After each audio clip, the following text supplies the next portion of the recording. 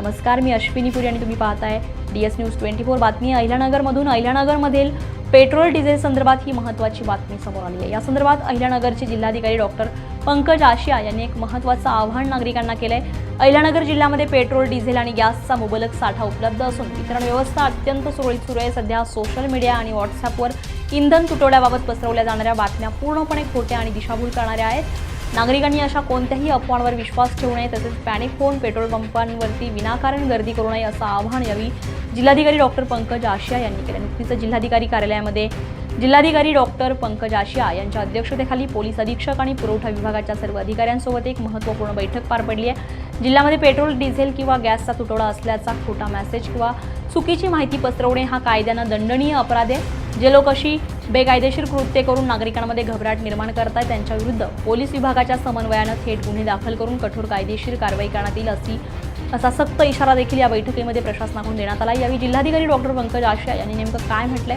बघूया। अहिल्यानगर शहराचे सर्व नागरिकांना विनंती करण्यात येत आहे की आपल्या शहरामध्ये तिन्ही जे पेट्रोल कंपनीज आहे त्यांच्या कोणत्याही पेट्रोल पंपावर पेट्रोल किंवा डिझेलचा कोणताही तुटवडा नाही आहे आणि जिल्हाधिकारी कार्यालयामार्फत त्यांच्या मागील महिन्यामध्ये पुरवण्यात आलेला स्टॉक आणि या आठवड्याचा स्टॉक त्याचा पण कंपॅरिझन आपण करतोय आणि आपल्या जिल्ह्यामध्ये कोणतीही तुटवडा नाही आहे। तर मी आपल्या शहराच्या सर्व नागरिकांना विनंती करतो की कोणतेही अफवा किंवा मिसकम्युनिकेशन याच्यावर विश्वास न ठेवता असं पॅनिक करण्याची अजिबात गरज नाही आहे आणि आपल्या जिल्ह्यामध्ये आणि आपल्या शहरामध्ये पूर्णपणे स्टॉक अवेलेबल आहे आणि जिल्हा प्रशासन असेल किंवा पेट्रोलियम एजन्सीज असतील ते पण याच्यावर मॉनिटरिंग करत आहे।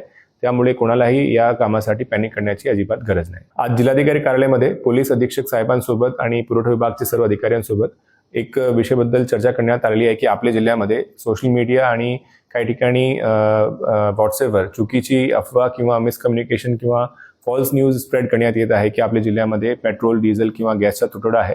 असे जे इलिगल ऍक्ट करणारे जे लोक आहेत त्यांच्या विरुद्ध स्ट्रिक्ट ॲक्शन आम्ही प्रपोज करतो आहे आणि त्याच्याबद्दल पोलीस डिपार्टमेंट सोबत कारवाई करून त्यांच्यावर गुन्हा दाखल करण्याची सुद्धा कारवाई करण्यात येईल। तर मी असे अफवावर कोणी विश्वास ठेवू नये याच्यासाठी मी सर्व नागरिकांना परत विनंती करतो।